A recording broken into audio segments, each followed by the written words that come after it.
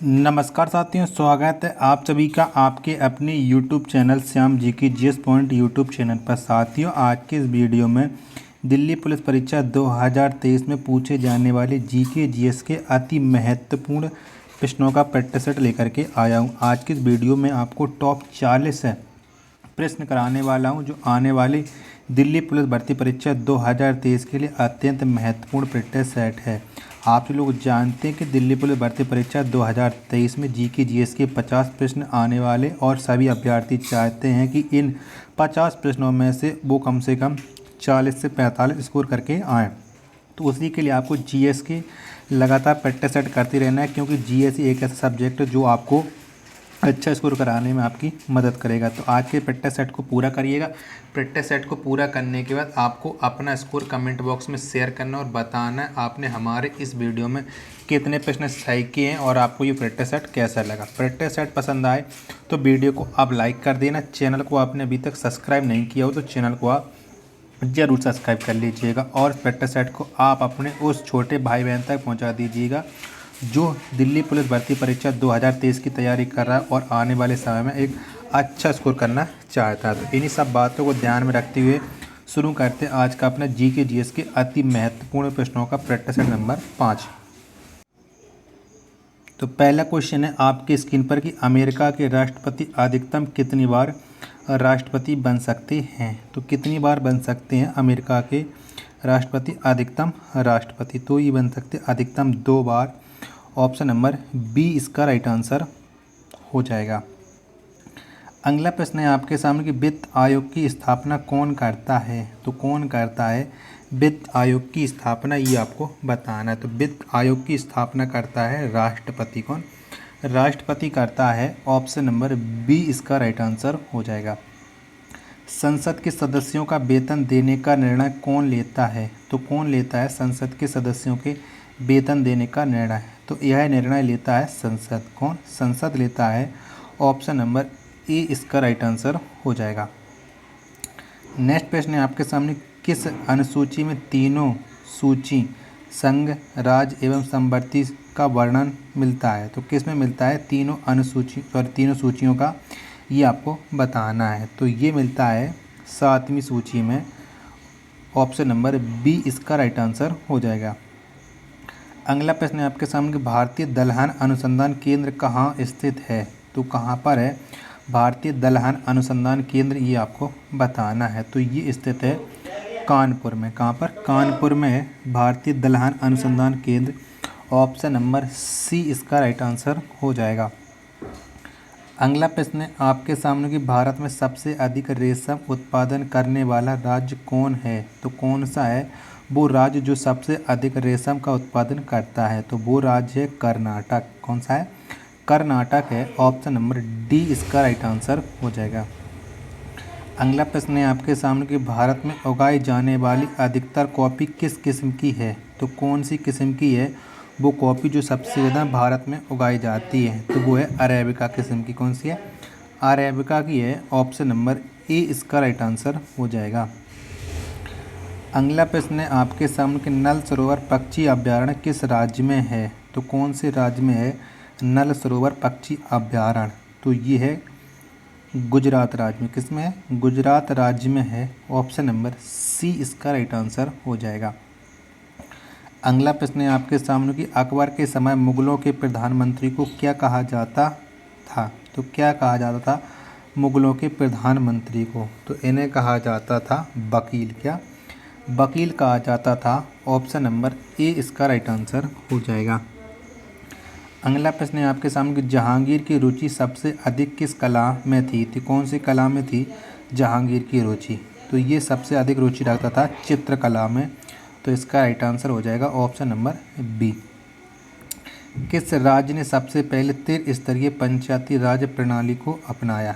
तो कौन से राज्य ने अपनाया था सबसे पहले त्रिस्तरीय पंचायती राज प्रणाली को? तो ये अपनाया था राजस्थान राज्य ने। किसने? राजस्थान ने अपनाया था। ऑप्शन नंबर डी इसका राइट आंसर हो जाएगा। भारत में न्यायिक संगठन की स्थापना सर्वप्रथम किसने की? तो किसने की थी भारत में न्यायिक संगठन की स्थापना सबसे पहले? तो ये स्थापना की थी लॉर्ड कॉर्नवालिस ने। किसने? लॉर्ड कॉर्नवालिस ने। ऑप्शन नंबर सी इसका राइट आंसर हो जाएगा। रुद्रसागर झील किस राज्य में स्थित है? तो कौन से राज्य में स्थित है रुद्रसागर झील? तो ये स्थित है मध्य प्रदेश में। कहाँ पर है? मध्य प्रदेश में है। ऑप्शन नंबर ए इसका राइट आंसर हो जाएगा। अगला प्रश्न है आपके सामने कि शिवाजी के आध्यात्मिक गुरु कौन थे? तो कौन थे शिवाजी के आध्यात्मिक गुरु, ये आपको बताना है। तो चारों ऑप्शन आपके सामने शो हो रहे हैं। तो शिवाजी के आध्यात्मिक गुरु थे गुरु रामदास। कौन? गुरु रामदास। ऑप्शन नंबर ए इसका राइट आंसर हो जाएगा। अगला प्रश्न है आपके सामने कि शुद्धि आंदोलन के प्रवर्तक कौन थे? तो कौन थे शुद्धि आंदोलन के प्रवर्तक? तो इसके प्रवर्तक थे दयानंद सरस्वती। कौन? दयानंद सरस्वती ये शुद्धि आंदोलन के प्रवर्तक थे। ऑप्शन नंबर सी इसका राइट आंसर हो जाएगा।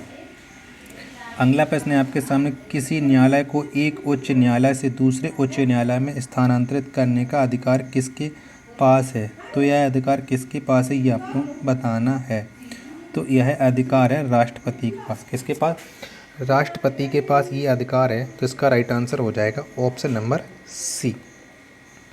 नेक्स्ट क्वेश्चन है आपके सामने कि लघु संविधान किस संविधान संशोधन अधिनियम को कहा जाता है? तो कौन से संविधान संशोधन कहा जाता है लघु संविधान? तो ये कहा जाता है 42वें संविधान संशोधन को लघु संविधान। ऑप्शन नंबर बी इसका राइट आंसर हो जाएगा। अगला प्रश्न है आपके सामने कि राज्य के विधान परिषद में कितने सदस्य विधानसभा से चुने जाते हैं? तो कितने सदस्य हैं जो विधानसभा से चुने जाते हैं विधान परिषद के लिए? तो ये चुने जाते हैं 1/3 सदस्य। कितने? 1/3 सदस्य। ऑप्शन नंबर बी इसका राइट आंसर हो जाएगा। अगला प्रश्न है आपके सामने कि शिक्षा किस सूची का विषय है? तो कौन सी सूची का विषय है शिक्षा, ये आपको बताना है। तो ये है समवर्ती सूची का विषय। किसका? समवर्ती सूची का विषय है शिक्षा। ऑप्शन नंबर सी इसका राइट आंसर हो जाएगा। अगला प्रश्न है आपके सामने कि निर्वाचन आयोग में कुल सदस्यों की संख्या कितनी होती है? तो कितनी होती है निर्वाचन आयोग में सदस्यों की संख्या? तो ये होती है 3। कितनी? 3 होती है। ऑप्शन नंबर ए इसका राइट आंसर हो जाएगा। अगला प्रश्न है आपके सामने कि दिनेश गोस्वामी समिति का संबंध किस सुधार से है? तो कौन से सुधार से है दिनेश गोस्वामी समिति का संबंध? तो इसका संबंध है निर्वाचन सुधार से। किससे है? निर्वाचन सुधार से है दिनेश गोस्वामी समिति का संबंध। ऑप्शन नंबर बी इसका राइट आंसर हो जाएगा। अगला प्रश्न है आपके सामने कि बाबर किस चीज़ का बड़ा शौकीन था? तो कौन सी चीज़ का था बाबर बड़ा शौकीन? तो ये था बागों को लगाने का। किसका? बागों का लगाने का। ऑप्शन नंबर बी इसका राइट आंसर हो जाएगा। अगला प्रश्न है आपके सामने कि शेरशाह ने कलिंजर पर अपना अंतिम आक्रमण कब किया था? तो कब किया था शेरशाह ने कलिंजर पर अपना अंतिम आक्रमण? तो यह आक्रमण किया था 1545 में। ऑप्शन नंबर सी इसका राइट आंसर हो जाएगा।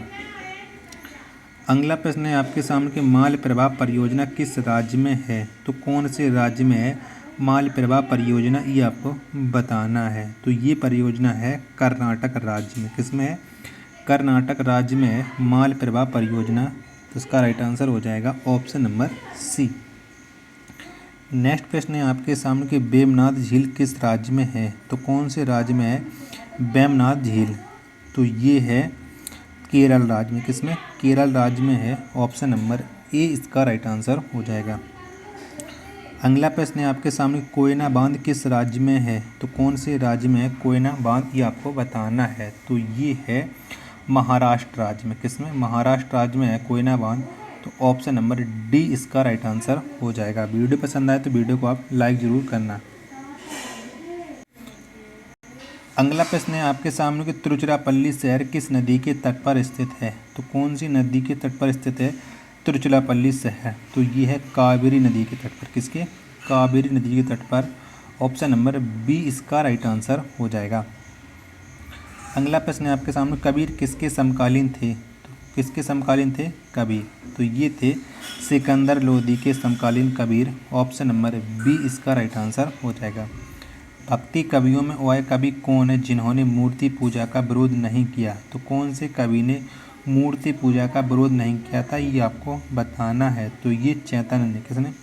चैतन्य ने मूर्ति पूजा का विरोध नहीं किया था। ऑप्शन नंबर ए इसका राइट आंसर हो जाएगा।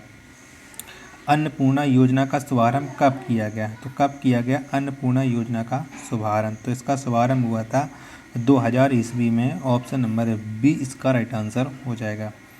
किस सुल्तान ने धर्म को राजनीति से अलग रखा? तो कौन से सुल्तान ने रखा था धर्म को राजनीति से अलग? तो ये रखा था अलाउद्दीन खिलजी ने। तो इसका राइट आंसर हो जाएगा ऑप्शन नंबर डी। अगला प्रश्न है आपके सामने कि दिल्ली सल्तनत का पहला अफगान शासक कौन था? तो कौन था दिल्ली सल्तनत का पहला अफगान शासक? तो ये था बहलोल लोदी। कौन सा? बहलोल लोदी था। तो इसका राइट आंसर हो जाएगा ऑप्शन नंबर डी। अगला प्रश्न है आपके सामने कि सिकंदर लोदी के मकबरे का निर्माण किसने करवाया था? तो किसने करवाया था सिकंदर लोदी के मकबरे का निर्माण? तो इसका निर्माण करवाया था इब्राहिम लोदी ने। किसने? इब्राहिम लोदी ने। ऑप्शन नंबर सी इसका राइट आंसर हो जाएगा। नेक्स्ट प्रश्न है आपके सामने कि तेनालीराम किन के दरबार में थे? तो किन के दरबार में रहते थे तेनालीराम? तो ये रहते थे कृष्णदेव राय के दरबार में। किसके? कृष्णदेव राय के दरबार में तेनालीराम रहते थे। ऑप्शन नंबर ए इसका राइट आंसर हो जाएगा। अगला प्रश्न है आपके सामने कि दक्षिण ध्रुव का अक्षांश कितना होता है? तो कितना होता है दक्षिणी ध्रुव का अक्षांश, ये आपको बताना है। तो ये होता है 90 डिग्री। कितना? 90 डिग्री। ऑप्शन नंबर सी इसका राइट आंसर हो जाएगा। टेस्ट खेलने वाले प्रथम भारतीय कौन हैं? तो कौन है टेस्ट खेलने वाले प्रथम भारतीय? तो ये हैं के.एस. रंजीत सिंह।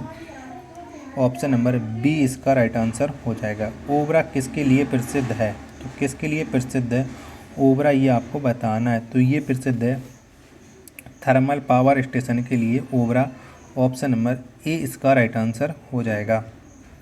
अगला प्रश्न है आपके सामने केंद्र तथा राज्य के संबंध का परीक्षण के लिए किस आयोग का गठन किया गया था? तो कौन से आयोग का गठन किया गया था, ये आपको बताना है। तो ये किया गया था सरकारिया आयोग का गठन। ऑप्शन नंबर डी इसका राइट आंसर हो जाएगा। लूनी नदी कहाँ गिरती है? तो कहाँ पर गिरती है लूनी नदी, ये आपको बताना है। तो ये गिरती है कच्छ के रण में। किसके? कच्छ के रण में लूनी नदी गिरती है। तो इसका राइट आंसर हो जाएगा ऑप्शन नंबर सी। और लास्ट प्रश्न है आज के प्रैक्टिस सेट का कि शौचालय दिवस कब मनाया जाता है? तो कब मनाया जाता है शौचालय दिवस? तो ये मनाया जाता है प्रतिवर्ष 19 दिसंबर को शौचालय दिवस। ऑप्शन नंबर डी इसका राइट आंसर हो जाएगा। तो अब आप बताइए आपको ये वीडियो कैसी लगी? वीडियो पसंद आई है तो वीडियो को आप लाइक कर देना। चैनल को आपने अभी तक सब्सक्राइब नहीं किया तो चैनल को आप जरूर सब्सक्राइब कर लीजिएगा। मिलते हैं अपन नेक्स्ट वीडियो तथा नेक्स्ट प्रैक्टिस सेट में। तब तक के लिए धन्यवाद। जय हिंद मेरे प्यारे साथियों।